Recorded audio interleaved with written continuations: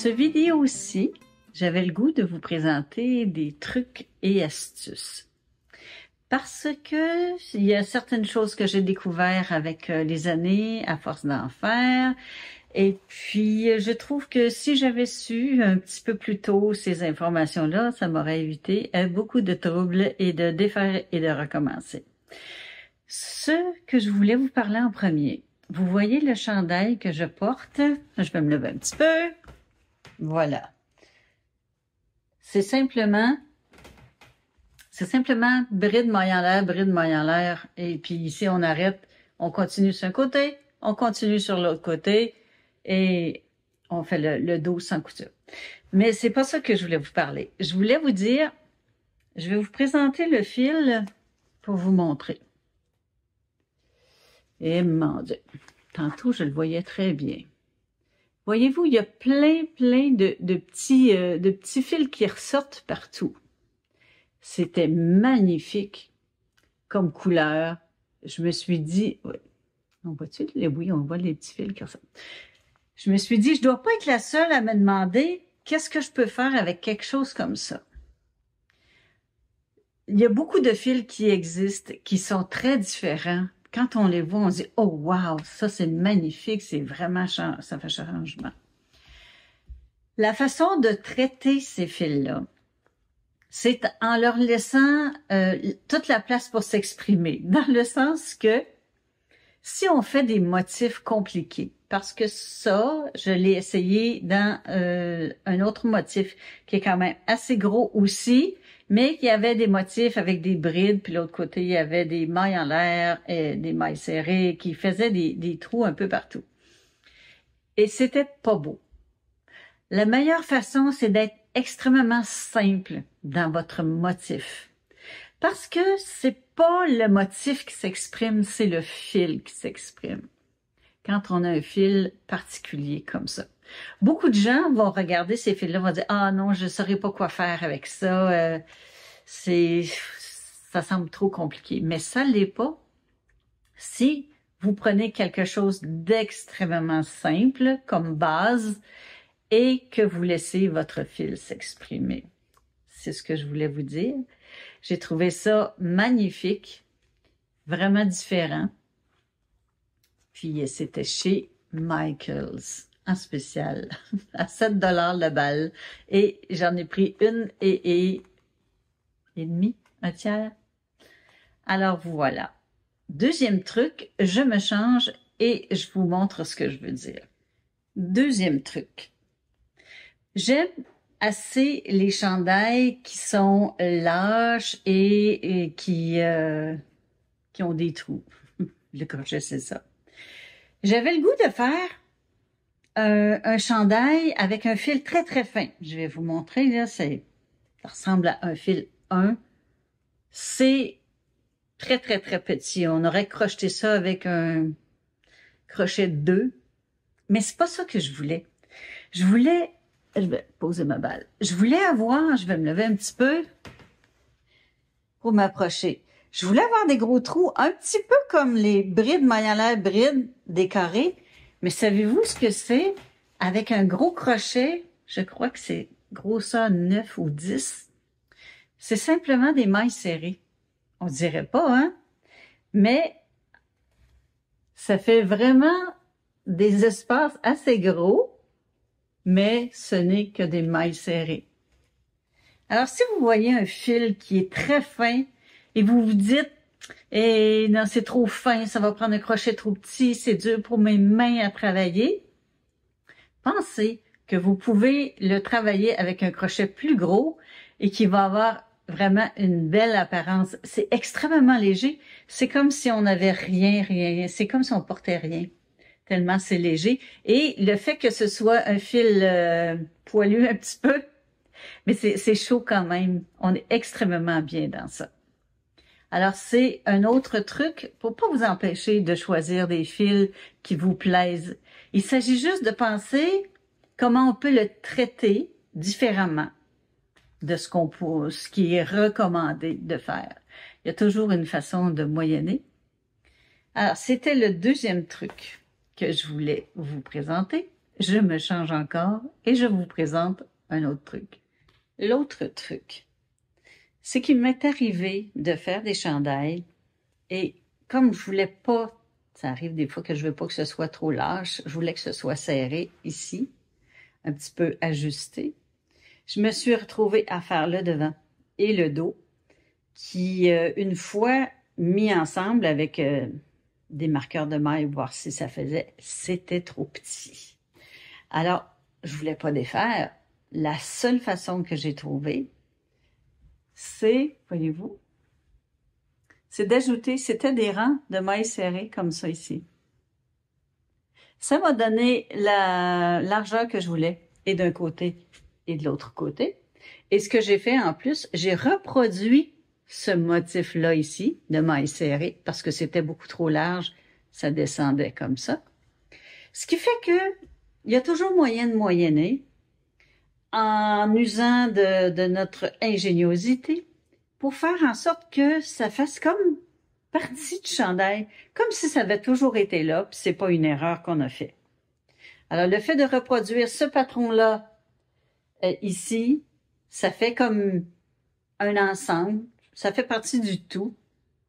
Alors, ne vous gênez pas pour agrandir votre patron de chaque côté pour faire en sorte que ça fasse comme vous le voulez, avec des mailles serrées, avec un autre motif, peu importe. Mais si on le répète soit dans le bas des manches ou dans le bas du chandail, si on répète le motif qu'on a mis sur le côté, mais ça va faire partie d'un tout. Puis une erreur devient ni vu ni connu. Autre astuce aussi. Quand on crochette un top-down, ça veut dire qu'on part du tour du col et qu'on descend. Il y a souvent dans les côtés, ici, des motifs qui nous permettent d'augmenter pour avoir un cercle de plus, un rectangle de plus en plus grand. Et souvent, ce qu'on fait, on arrête ici. Le motif arrête, on arrive sous les bras, le motif arrête, puis on arrête là, on fait comme ça ici, le restant. Mais celui-là, c'est pour ça que je voulais vous le montrer, parce que ce petit motif-ci, qui est là et qui est de l'autre côté aussi, je l'ai fait se continuer sous les bras. Voyez-vous, ici. Ensuite, j'ai fait je crois que c'est des demi-brides régulières, mais les deux motifs qui partaient de là, je l'ai continué. Celui qui part d'ici, je l'ai continué. C'est la même chose. Moi, je les ai pris sur Pinterest, là, mais quand vous allez sur des choses comme ça, ça fait un coin. Vous faites de l'autre côté. Les 4 coins sont comme ça. C'est ce motif-là qui se continue, comme le mien ici, en dessous des bras. C'est très simple. Il faut y penser parce que j'ai fait beaucoup de top-down que j'ai pas fait comme ça. Mais ça fait un petit plus, une petite décoration de plus que des simples demi-brides ordinaires. Ça, c'est vraiment original. J'ai trouvé ça. Alors, je voulais vous montrer cette possibilité-là aussi, quand vous faites un top-down, de pas arrêter aussitôt que vous êtes rendu en dessous du bras pour raccorder les dessous de bras des deux côtés, de pas arrêter là, de le continuer. Ça fait vraiment une belle différence. Un autre truc que je voulais partager avec vous, parce que au nombre de chandails que je fais, si je devais les laver tous à la main, ce serait l'enfer. Et c'est pas ça que je fais. Moi, j'achète au magasin $1 ce genre de sac à vêtements-là pour le lavage. Ceux-là, je les aime beaucoup parce que le fermoir ici, attendez un petit peu, il entre à l'intérieur. On va essayer de le fermer. OK.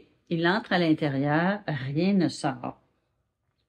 Alors ça, c'est le petit ou le moyen, je pense. Ou ça, c'est le moyen, le large. En tout cas, j'en ai un petit et j'en ai un plus grand. Parce que des fois, les chandails sont plus volumineux que des petites camisoles. Une petite camisole, je mets ça, mais des plus gros chandails, je mets ça.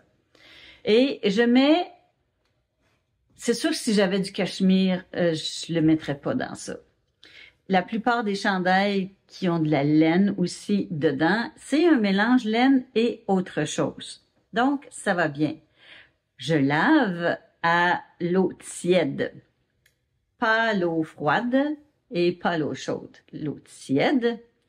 Et quand mon lavage est terminé, je sors mes tricots et je les fais sécher soit sur la corde à linge ou à plat sur le dossier d'une chaise ou en tout cas, je les étends un petit peu partout, sur le dessus de la douche.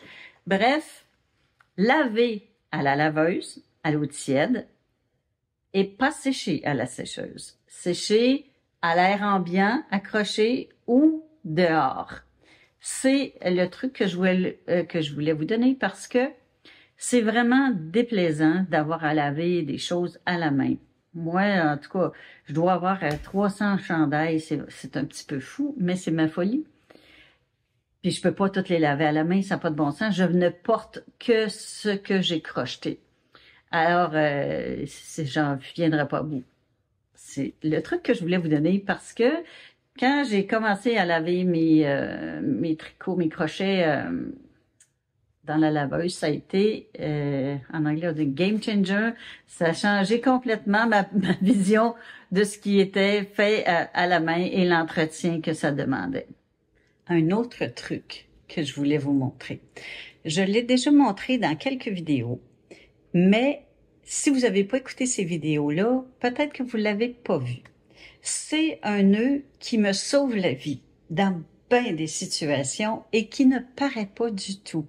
Quand on finit un fil, on entre le nouveau ou à la fin. Bref, quand on a besoin d'un nœud, peu importe que ce soit tricot, crochet, peu importe, ce nœud-là, il est merveilleux. Alors, je vous le montre en plus près pour que vous sachiez vraiment comment le faire. C'est très simple, comme d'habitude. Et puis, ça va vous sauver la vie, comme ça l'a fait pour moi. On regarde ça de plus près. OK. Ça, c'est le fil qui est rattaché à mon travail que je fais présentement. Ça, c'est le fil que je veux ajouter. Je les ai mis en couleur contrastante. Normalement, il aurait été la même couleur, mais là, pour que vous voyez bien. Ça, c'est celui que je termine. Ça, c'est celui que je veux mettre. Je laisse quand même une bonne distance. Je fais une loupe, finalement. Je passe par-dessus. Là, j'ai la loupe. Je passe en dessous des deux. Et je viens passer mon fil dans ma loupe. Voyez-vous, ça fait un nœud. On fait la même chose de l'autre côté. Je passe par-dessus. Je tiens ici pour bien voir. Je passe en dessous des deux. Dis-je bien, je passe en dessous des deux, oui. Et la loupe qui s'est formée ici, je passe mon fil à l'intérieur. Ça fait un nœud. Vous avez bien réussi si en tirant les deux bouts, ça se rejoint. Et rendu là, vous pouvez tirer et comme c'est tellement serré, un nœud sur l'autre nœud, vous pouvez couper assez court, vous voyez bien ici. Alors, quand j'insère ça dans mon travail, ça paraît pas. Je vais le refaire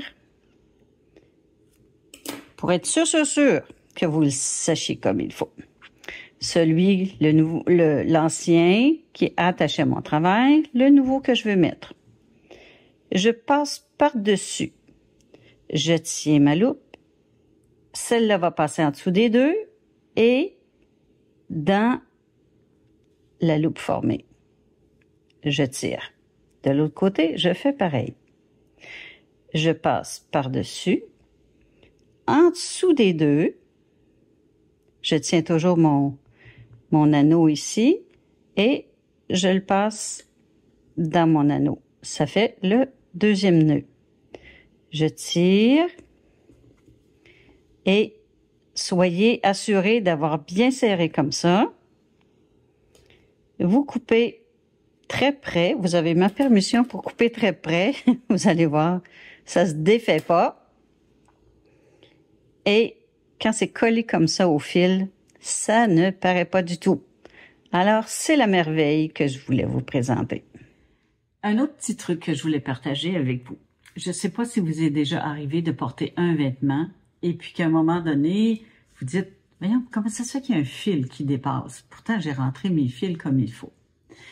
Je vais vous montrer ma façon à moi de le faire parce que ça m'est arrivé que les fils sortaient, puis je ne m'en rendais pas compte. J'ai trouvé une façon différente de le faire. Puis je vais vous montrer ce qui est présenté et l'envers du décor de ce qui est présenté comme façon de le faire. Moi, je trouve pas que c'est la bonne façon. Je vais vous présenter ça et ensuite, je vais vous montrer ma façon à moi de le faire. Je vous présente ça de plus près. J'ai fait un petit exemple ici. Supposons que pour une raison ou pour une autre, vous devez faire un nœud et qu'il vous reste un petit bout. Ce qu'on vous dit souvent, je vais faire comme une bride ici, on vous dit vous tournez votre travail et vous cachez votre fil en même temps. Je vais vous montrer ce que ça peut faire. Voyez-vous, je cache les brins. C'est sûr que ces brins-là vont entrer et vont être cachés. Je vais en faire un petit peu pour me rendre jusqu'au bout. Vous voyez bien que je les mets bien à l'arrière.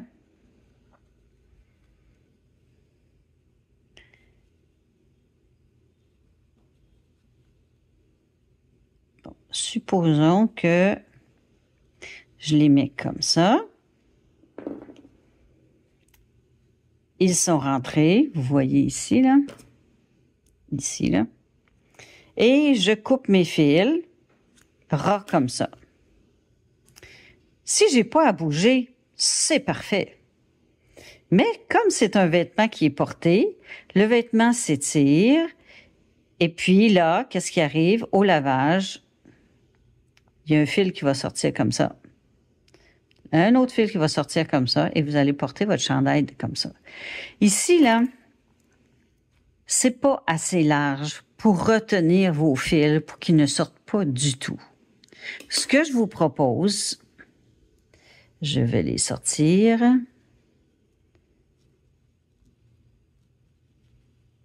Ben, mettons que je vais les sortir ici. Où est-ce qu'ils sont? C'est-tu les bons nœuds? OK. On vous présente aussi souvent une aiguille comme ça, qui n'a pas de pointe, qui n'est pas une aiguille à tapisserie. J'aime pas tellement ça parce que moi, ce que j'aime, c'est de passer à travers les brins. Voyez-vous? Mon fil, il est comme ça. Je veux passer à travers les brins. Et ça ici, ça passe pas assez. C'est grossier quand ça passe. Je sais pas si on voit bien, là. Ce que je préfère, c'est une aiguille comme ça. Je la piquerai pas parce que je vais me piquer. C'est vraiment pointu avec un plus gros chat. Je vais entrer mon fil. La meilleure façon, c'est de mouiller le bout, là, mais là, je le ferai pas. En ayant une aiguille pointue, l'avantage que j'ai, c'est de passer à travers plusieurs fibres. Voyez-vous? Pas seulement qu'un brin. Un brin, un fin, là, peut être... Je peux passer au travers de ce petit brin-là. Je m'en vais dans un sens. Et là, c'est sûr que j'aurai pas assez long. Mais ce que je vais faire, je vais entrer mon aiguille et je vais repiquer. Voyez-vous? Je vais repasser mon fil au travers. Je fais ça quand j'ai pas assez long. Quand j'ai assez long, c'est pas un problème. Ça dépasse un petit peu. Je tiens et j'ai même de la misère à le sortir parce qu'il est tellement passé entre les fibres.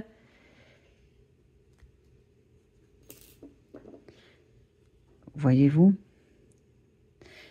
Même si je bouge, même si j'étire, il est complètement bloqué du fait que je suis passée à travers les fibres dans un sens et que je reviens ensuite dans l'autre sens en passant à travers les fibres. Ça, je vous garantis que vous n'aurez pas de fils qui vont sortir.